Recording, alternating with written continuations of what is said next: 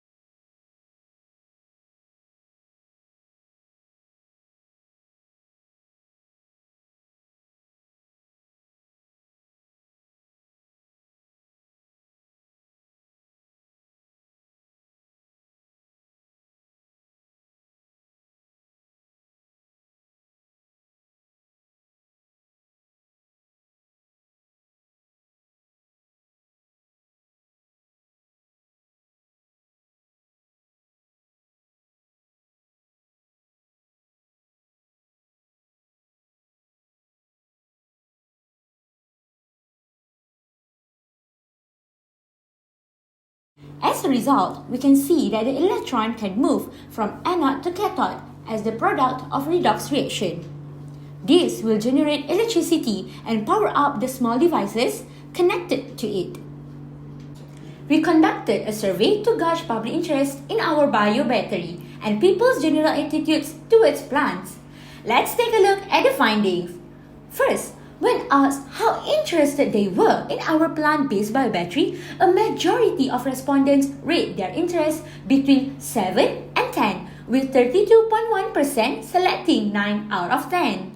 This indicates a strong enthusiasm for sustainable energy solutions. Additionally, we asked whether people enjoy taking care of plants, and guess what? 58.5% responded positively. This aligns well with our project as plant care directly contributes to the efficiency of our bio-battery system. Our plant-based bio-batteries is very unique. Why? because it represents the innovation of technology producing electricity via the natural interactions of plants with soil bacteria. Our novelty lies in the use of the pandan plant, which not only serves as a power source but also adds aesthetic and aromatic value. In contrast to traditional batteries, this biobattery is biodegradable, emission-free and self-sustaining, making it a low-cost and eco-friendly alternative for powering small devices. It is compact and low maintenance, making the technology widely accessible. The inclusion of the pandan plant enhances its appeal as it blends biotechnology with nature to provide a functional, sustainable, and visually pleasing energy source. This innovation offers an alternative to fossil fuels, ensuring a cleaner and greener future. Next, we move to the benefits to user.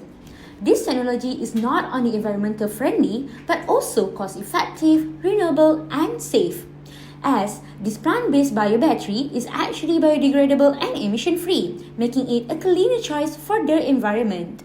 Furthermore, the plant will add an aesthetic and eco-friendly environment to any house. Having a plant also will improve the air qualities of your space and improve one's wellness. To enhance its performance, we propose several modifications. First of all, we would like to propose about the Venus-like electrode pot. We modified the plant pot with tiny hair-like structures made from graphene. This increases the surface area for electron transfer, boosting electricity generation. Next, we have advanced electrodes. We replace the traditional materials with graphene to improve conductivity. As we know, the most electronegativity. For the third modification, we have enhanced microbial activity. So here, by introducing bioengineered bacteria, we can actually accelerate electron transfer and increase power output.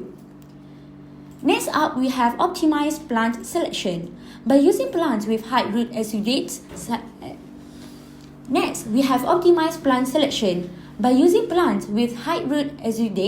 such as rice or duckweed, improves energy production. Besides that, we do have multi-layer system. Stacking multiple biobattery units together can generate higher voltage. Smart energy storage can also assist energy can be stored using supercapacitors or small rechargeable batteries, making it more reliable. These modifications make the biobattery more powerful, efficient, and practical for real-world application.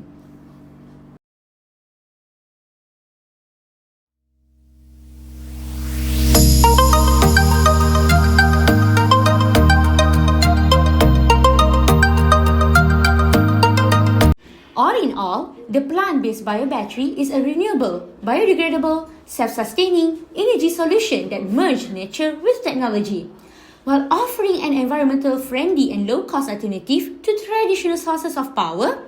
It reduces dependence on fossil fuels, adds more beauty, and creates environmental awareness. This is where the future of a clean and sustainable environment starts.